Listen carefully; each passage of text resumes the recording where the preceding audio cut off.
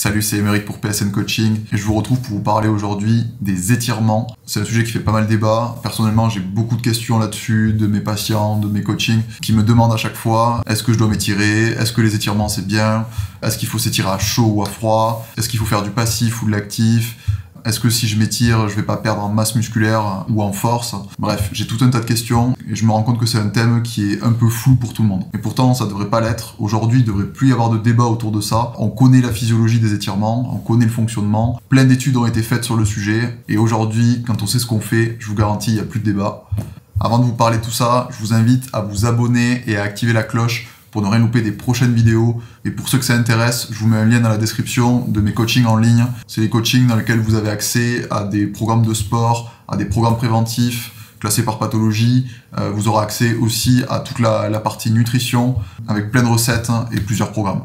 N'hésitez pas à aller voir ça. Alors pour tuer le suspense et avant de vous expliquer pourquoi, je vais répondre de suite aux questions que tout le monde se pose. Est-ce que les étirements c'est bien? Oui, les étirements c'est bien. Est-ce qu'il faut en faire? Oui. Est-ce qu'il faut s'étirer à chaud ou à froid? Plutôt à froid, mais ça peut passer à chaud. Après, ça dépend du type d'effort. Est-ce qu'il faut s'étirer avant une activité ou après une activité? Eh bien, les deux. Est-ce qu'il faut s'étirer plutôt en passif ou en actif? Ça dépend de ce qu'on recherche, encore une fois. Est-ce que je vais perdre en force ou en masse musculaire si je m'étire? Non. Maintenant, laissez-moi vous expliquer tout ça. Déjà, qu'est-ce que c'est un étirement?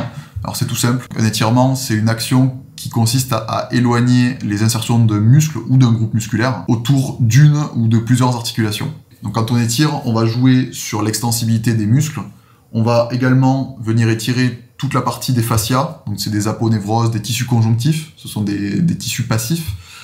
Et on va également venir jouer sur la partie tendineuse, même si elle est très peu extensible, c'est une structure passive, on va quand même jouer sur ce petit allongement. Il y a au moins une chose sur laquelle tout le monde est d'accord, c'est que les étirements, ça permet de gagner en mobilité. Et cette mobilité, on va la chercher dans plein de situations. Par exemple, parce qu'on est trop raide, ou alors pour traiter une pathologie.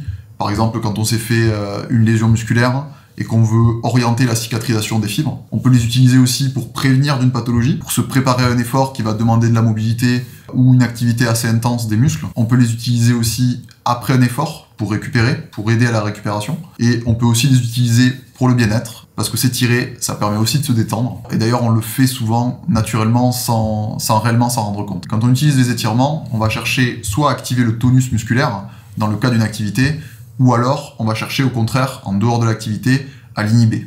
Laissez-moi d'abord vous présenter les différents types d'étirements, en commençant par ceux qui préparent à l'effort.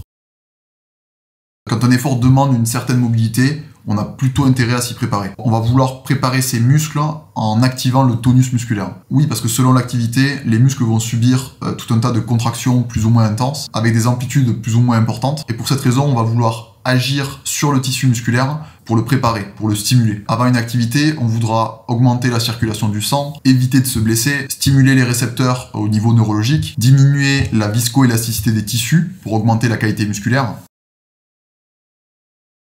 La viscoélasticité, c'est la capacité en fait des muscles à se comporter différemment selon la température. Donc dans le cas d'une activité par exemple, la viscoélasticité, elle aura tendance à diminuer. En gros, le tissu sera beaucoup plus élastique. Au contraire, quand on est à froid, donc quand la température est plus basse, le tissu il sera moins élastique et il sera plus visqueux.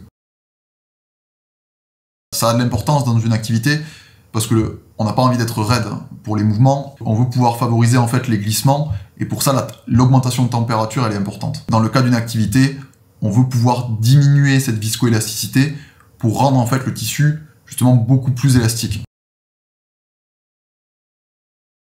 Pour répondre à ça, pour préparer à l'effort, on aura essentiellement trois types d'étirements. On aura les étirements actifs. Eux, c'est vraiment la contraction de muscles sur une phase d'allongement, donc d'étirement, qu'on va réaliser pendant 8 secondes.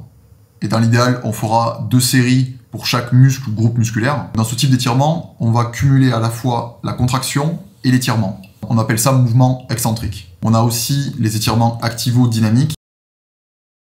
Eux, c'est comme les étirements actifs, sauf qu'on va rajouter, juste après l'étirement actif, une phase dynamique.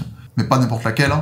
Après l'étirement actif d'un groupe musculaire, on va chercher à activer de manière dynamique les mêmes groupes musculaires sur un mouvement spécifique. Donc par exemple, pour des ischio-jambiers, on pourrait très bien faire un étirement actif de 8 secondes et ensuite chercher à faire des talons-fesses Parce que les talons-fesses activent les ischio-jambiers. On va venir jouer sur la longueur musculaire et on va les activer. Et ça, on peut le faire pour tout un tas de muscles ou de groupes musculaires. Par exemple, pour des pectoraux, on pourrait faire un étirement actif contre mur, pousser dans le mur, et ensuite aller faire des mouvements dynamiques pendant 8 secondes qui vont activer les pectoraux. Donc par exemple, on pourrait aller faire des pompes au sol, ou alors lancer un ballon.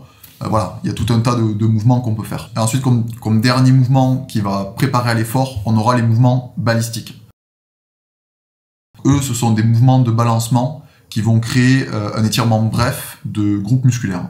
Ces mouvements-là permettent eux aussi de préparer à l'effort. En résumé, pour se préparer à l'effort, on utilisera les étirements actifs, les étirements activo-dynamiques et les mouvements balistiques, et plutôt dans la phase d'échauffement. D'ailleurs, si une vidéo sur les échauffements vous intéresse, n'hésitez pas à me le faire savoir en commentaire. Voyons maintenant les étirements en dehors de l'effort, ceux qui vont inhiber le tonus musculaire.